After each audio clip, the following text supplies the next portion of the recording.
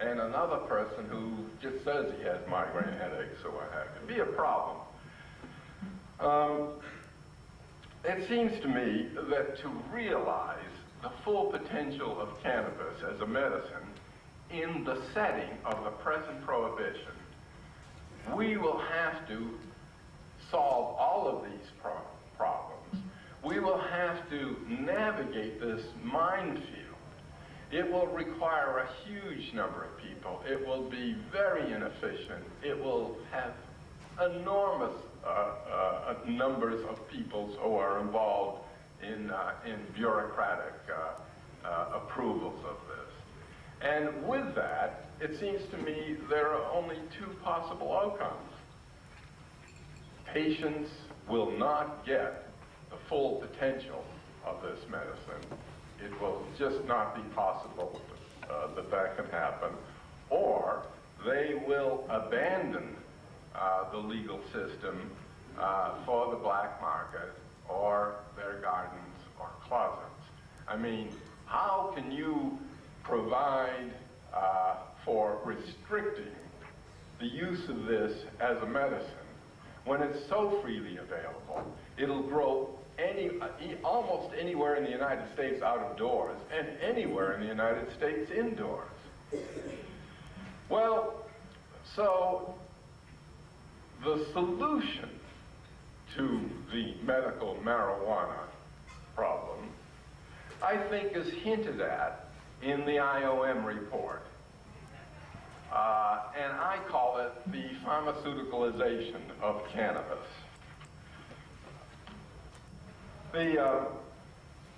Which means that there will be developed individual cannabinoids, as I say, synthetic cannabinoids and cannabinoid analogs and extracts and so forth. Right now, the American Cancer Society finally, which after years of denying that cannabis had any usefulness in the treatment of medicine, as you've all read, is putting some money into developing a skin patch, which I can tell you won't be as good as smoking marijuana, but nevertheless.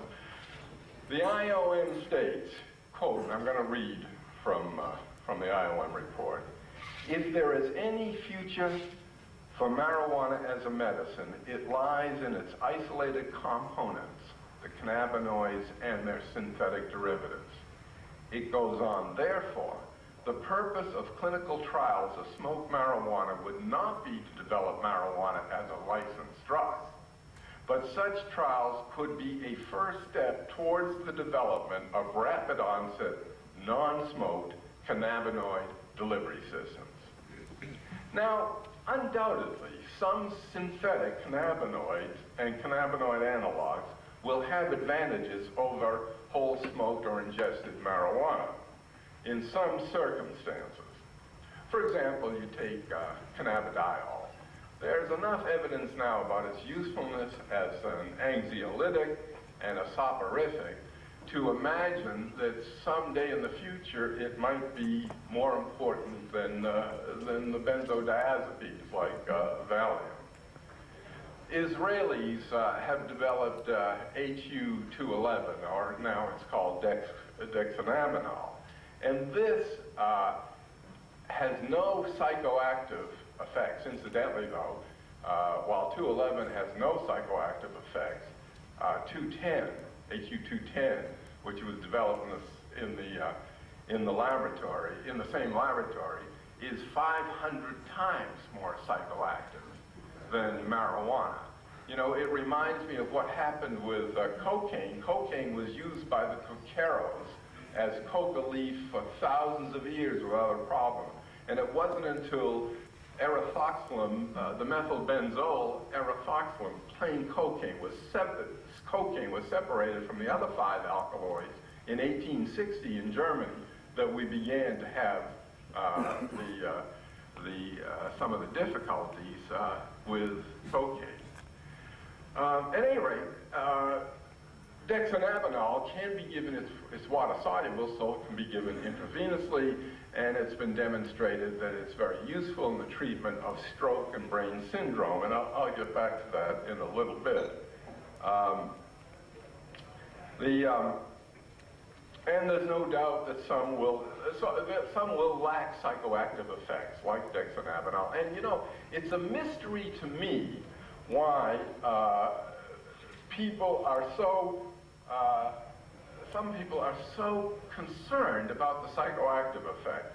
Let me read to you from an article from The Independent talking, and here we're talking about Keith Hallowell in Britain, who is the drug czar, the equivalent of our beloved Barry McGathry.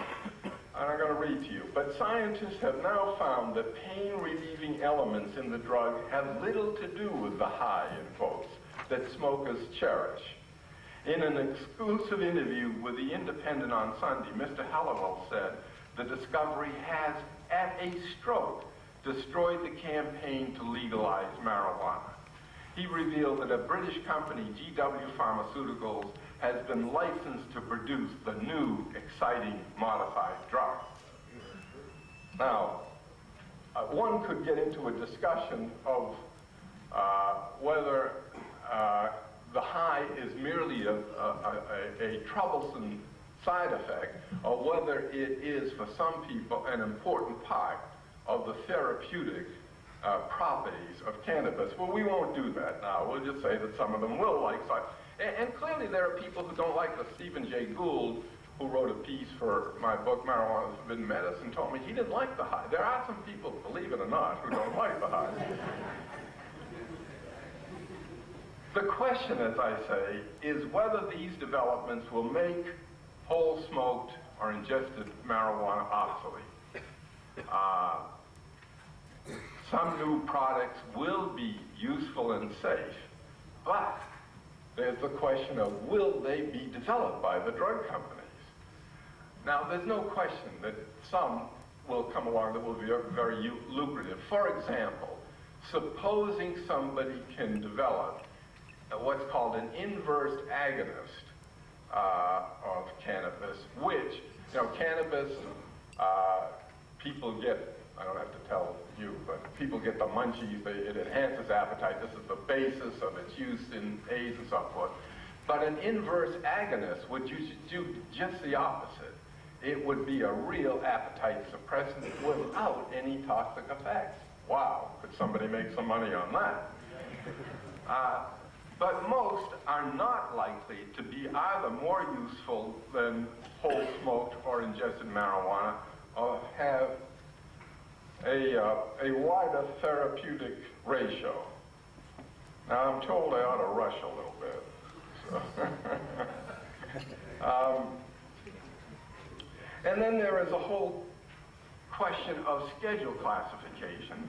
The more restrictive, the more difficult the drug company has in peddling it. The reason dronabinol has been moved from 2 to 3 is because a company was pushing for that, and the basis of one study by David Smith, the FDA accepted that, the DAA, and now it's a Schedule 3 drug. So that in the end, the success of any cannabis product will depend on how vigorously prohibition is enforced. In other words, you know, I have seen many patients who use cannabis. I think I can think of only one who really liked Marinol and felt it was equally as good as whole smoked cannabis. Almost invariably, Marinol is a second choice, and why is it a second choice? Because now these people are in trouble with the law, or they're afraid of being in trouble with the law, or they're going to get urine testing, or what have you. Otherwise, they would, and many of them, once you give them a prescription for Marinol, they do a little bit of supplementing on the side to really get the effect. I think because David passed me such a compelling note that I should conclude this by saying that you know, what I've said is that there are two powerful forces which are now colliding. The growing, one being the growing acceptance of medical cannabis and the proscription against any use of marijuana.